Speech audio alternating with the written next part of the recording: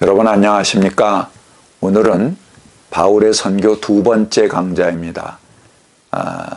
로마 시민과 하나님 나라의 시민을 비교하는 강좌를 시작하겠습니다. 로마의 국내 정치는 안정되었고 경제적으로도 부흥기였습니다. 그리고 문화적으로 개화기였죠. 그들은 이 시대를 로마의 평화시대, 팍스 로마나 시대다 그렇게 자랑을 했습니다. 그러나 그들이 내세우는 로마의 평화는 매우 허구적이었습니다. 아우구스투스 황제의 통치 기간에 투기장에서 격투를 했던 검객이 1만 명이었습니다. 우리 글래디에이터 라든가 또는 뭐 스파르타쿠스라든가 이런 그 영화를 통해서 우리가 잘 알 수 있는 것이죠. 이 기간에 맹수들과의 싸움을 26회 개최를 했고 이것으로 3,500명이 목숨을 잃었습니다. 또 실전과 똑같은 해전을 즐기기 위해서 로마시 교회의 인공호수를 만들었습니다. 그 위에 30척의 전함을 띄워놓고 3,000명의 포로를 동원해서 서로 천군백군 나눠서 죽기 살기로 싸움을 시키는 거죠. 또 그것을 관전하면서 로마 시민들을 환호하고 죽여라 뭐 살려라 하면서 아주 그 라이브 그 살인극을 보면서 즐기는 것이죠. 그들은 식민지 도시에도 이런 검투 경기를 개최했습니다. 그러니까는 뭐 그 규모는 어마어마한 거죠. 이는 승리의 축제, 시가 행진, 육상 및 검투의 경기 등으로 이어졌습니다. 적의 장수를 모욕하기 위한 경기는 정치적인 목적으로 행해졌는데 이는 로마인과 식민지 상류 계층의 지배를 확고하게 만들어 주려는 목적을 가지고 있었습니다. 자기가 점령한 나라의 장군들 이런 사람들을 뽑아서 검투사로 내세우는 거죠. 그러니까 아주 모욕하는 그런 것입니다. 그래서 수많은 로마 시민의 오락을 위해서 그 점령당한 나라의 장군들은 희생당할 수밖에 없었습니다. 이것이 로마의 평화가 구가되었던 그 중심부에서 행해진 일이었습니다. 이러한 모든 것은 로마 시민들에게는 그 어느 때보다도 확실한 시민의 권리를 보장해 주는 것이었습니다. 그들은 단지 로마 시민이라는 이유로 부자가 되었습니다. 로마는 자기들의 시민들에게 환심을 사기 위해서 전 세계에서 거두어들인 세금을 시민들에게 나누어 줬습니다. 그리고 매달 시민들에게 무상으로 빵을 제공하고 실전에 방불케 하는 오락거리를 제공하기도 했던 것입니다. 그러나 그들은 이러한 로마의 평화를 유지하기 위해 지불되는 희생에는 무관심했습니다. 로마의 평화 시대는 지배당하던 민족에게는 무자비한 군사적 탄압을 의미하는 것이었습니다. 이것은 민중의 희생 위에선 경제적 부흥이었고 억압받는 사람들에게 피와 눈물로 얼룩진 평화에 불과했습니다. 잔인하고 전시적인 십자가형의 공포와 학살 위에서 소위 로마의 평화라고 일컫는 쥐죽은 듯 고요한 죽음의 평화, 로마식 군사적 정복으로 얻어지는 그런 평화가 자행되었던 것입니다.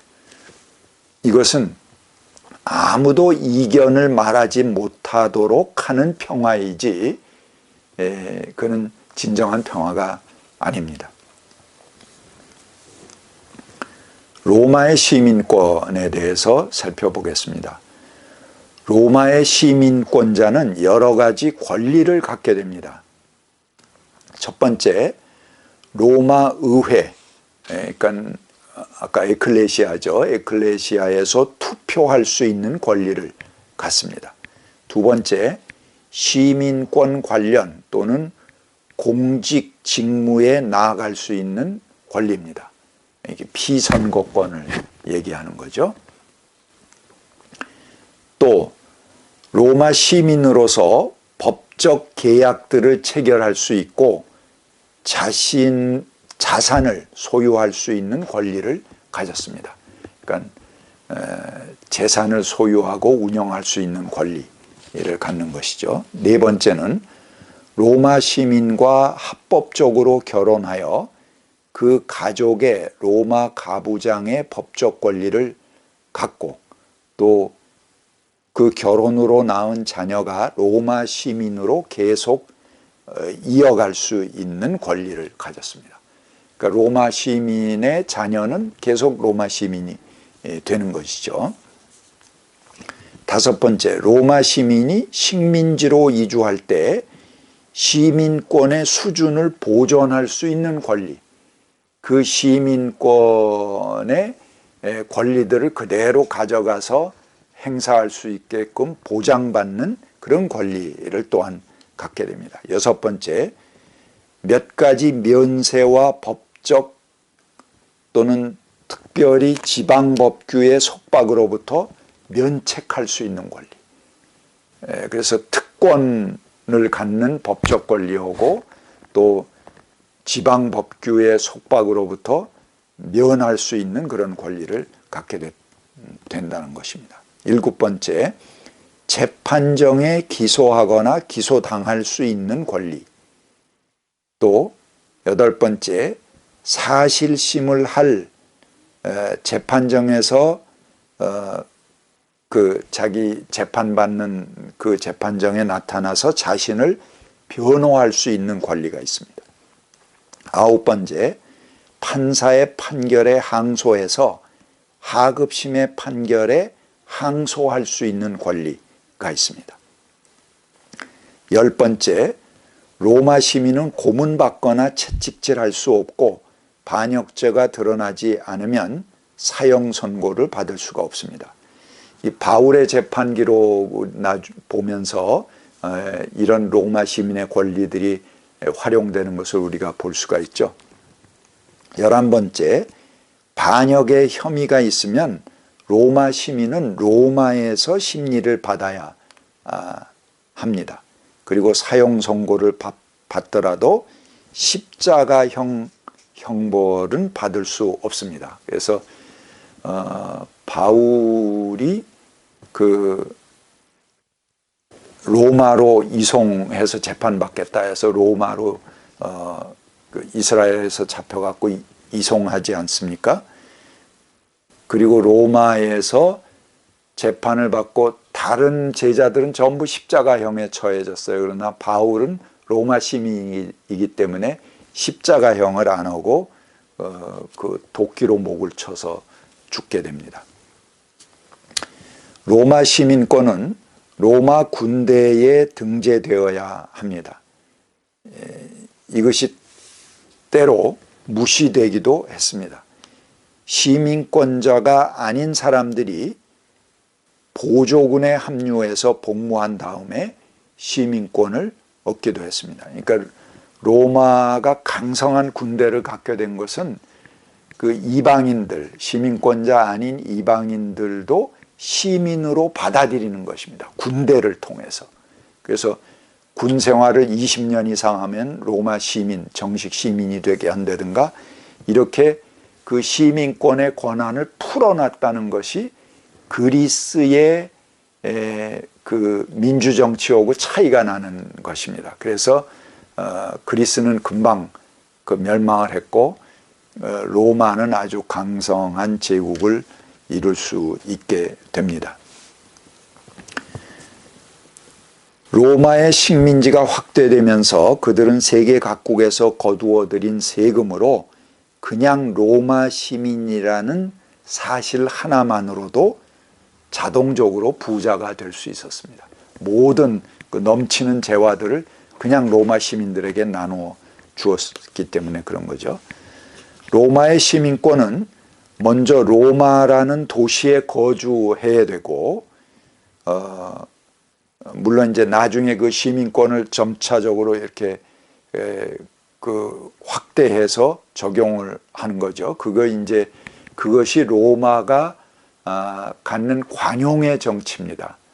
이 관용의 원칙에 의해서 적절하게 이제 시민권 장사를 하는 거죠. 그걸 통해서 로마라는 강대한 군대 체제, 강대한 제국을 이룰 수 있었다 하는 것입니다. 그리고 동시에 자유인이어야 시민이 됩니다. 헬라인, 물론 혈통으로 그리스 로마인이어야 되고요. 남자여야지 시민권을 줍니다. 여자는 안 줍니다. 성인이어야 됩니다. 어린이는 안 줍니다. 이렇게 이런 조건이 충족되는 사람들에게 로마의 시민권이 주어졌다 하는 것입니다. 이들은 모두 에클레시아, 민회에 참여해서 자신의 권리를 행사할 수 있었습니다. 선거권과 피선거권을 가질 수 있었던 것이죠. 반면에 하나님 나라의 시민에 대해서 살펴보겠습니다. 우리는 아직까지도 대한민국은 민주공화국이다, 모든 권력은 국민으로부터 나온다라는 노래를 불과 얼마 전까지만 해도 광화문 광장에 모여서 불렀습니다. 그런데 로마에서는 이미 주전 509년에 공화정이 시작되었다. 제가 전 시간에 말씀드렸습니다.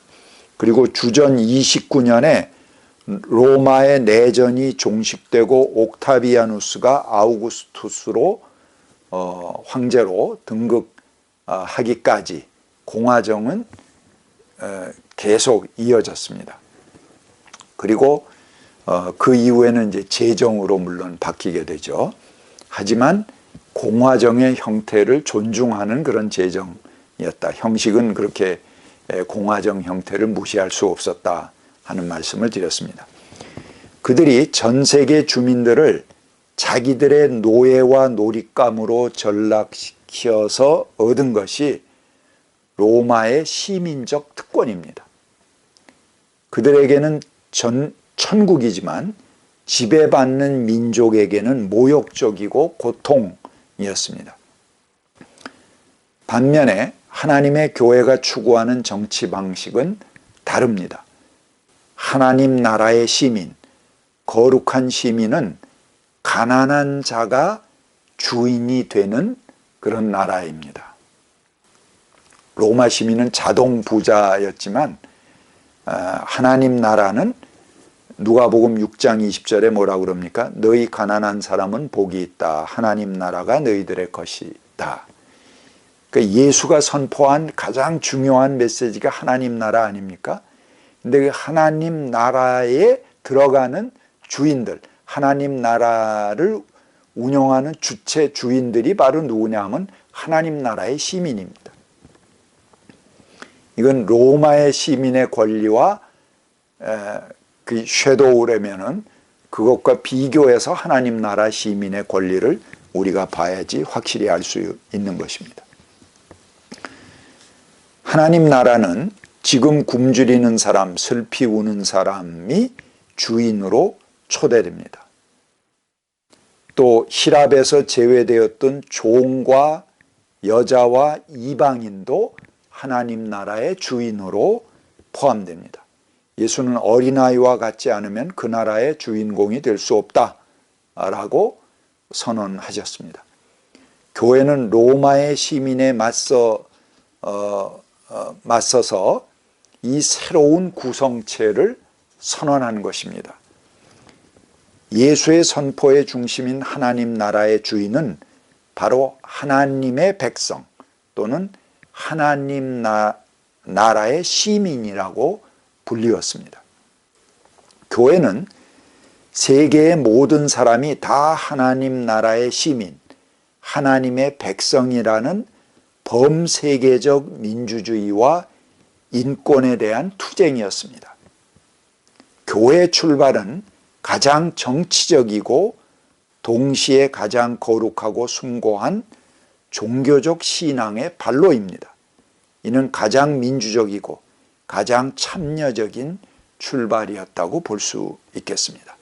우린 교회 그러면은 특정 종교, 기독교 안에 이루어지는 어떤 십자가를 단 모임, 건물 안에 있는 사람이라고 생각합니다. 그거 아닙니다. 지금 누누이 우리가 공부해 오고 있는 게 교회, 에클레시아가 뭡니까? 최고의 민주정치를 얘기하는 것입니다.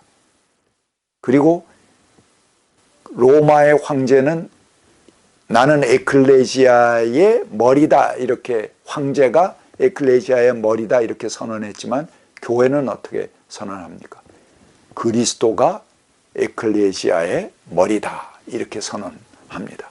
그러면서 모든 민족, 모든 나라, 모든 권세 위에 이 그리스도가 계시다 하면서 하나님 나라를 선포하는 거 아닙니까?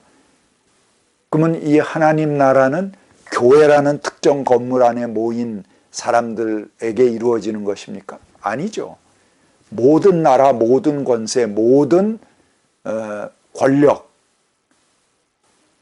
넘어서 그들을 제압하고 행해지는 특별한 민주정치, 참여정치, 그것도 로마인들이 했던 그런 사이비 민주정치 공화제가 아니고 어린이, 여자, 노예나 종들, 자유인뿐만 아니고 노예나 종들, 가난한 사람도 참여해서 주인이 되는 그런 민주정치, 공화정치를 선언하는 것이 교회다 하는 것입니다. 그래서 교회는 히랍의 최고 기관인 에클레시아라는 용어를 그대로 교회를 표현하는 말로 받아왔습니다. 로마의 민주정치는 자기들만을 위한 것이었습니다. 그러나 기독교는 로마 시민의 특권을 유지하기 위해서 희생되고 있는 가난한 자, 이방인, 종, 여자, 어린아이도 포함하여 모든 고난받는 인류를 주인으로 세우는 새로운 정치, 새로운 체계의 출발을 선언하는 것입니다.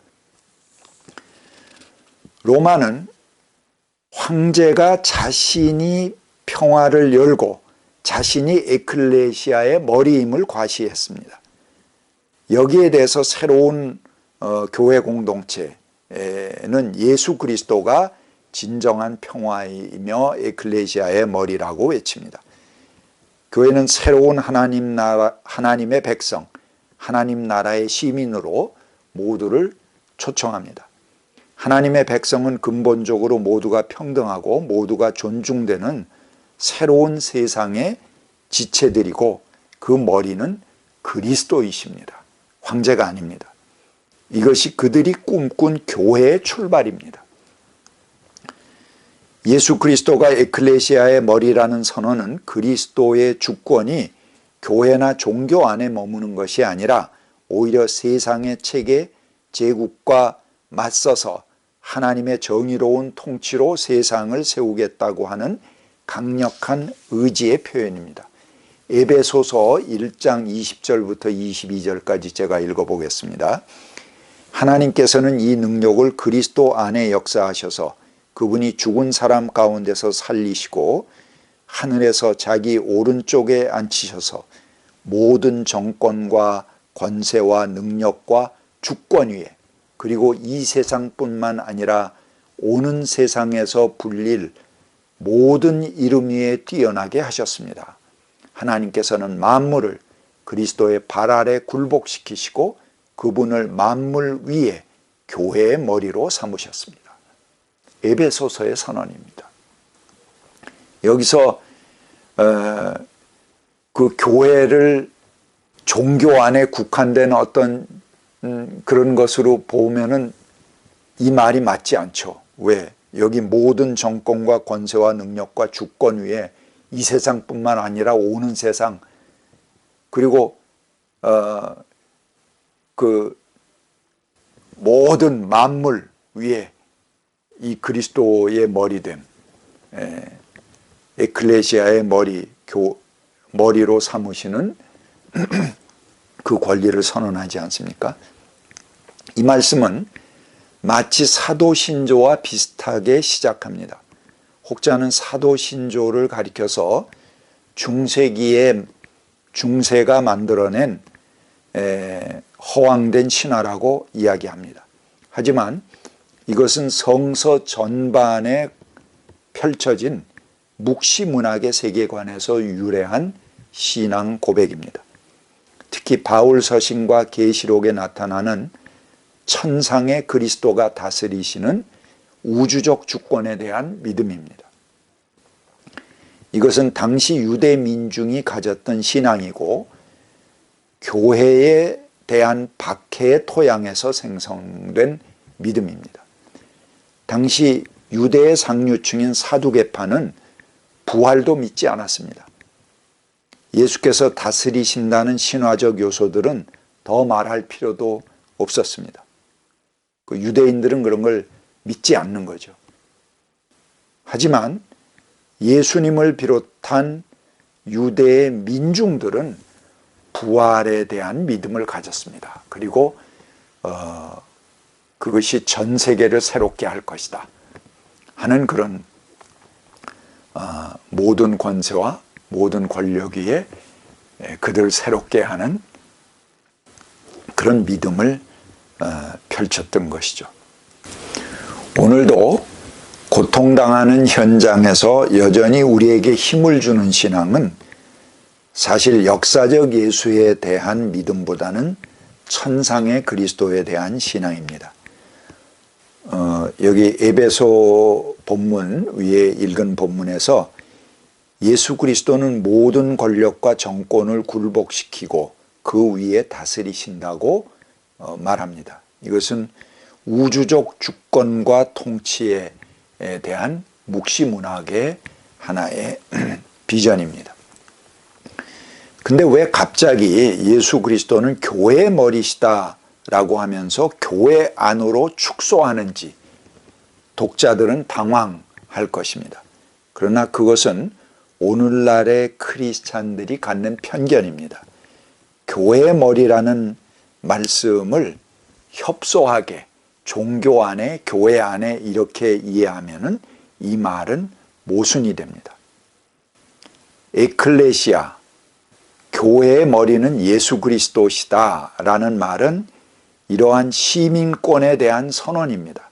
그리고 새로운 국가 설립을 희망하는 함축적인 구호입니다. 교회의 머리는 예수 그리스도시다라는 말을 교회 안의 일로 생각하면 아무런 감동이 없습니다. 그러나 이것은 그들이 세워야 할 새로운 나라의 새로운 세상에 대한 제1강령인 것입니다. 감사합니다.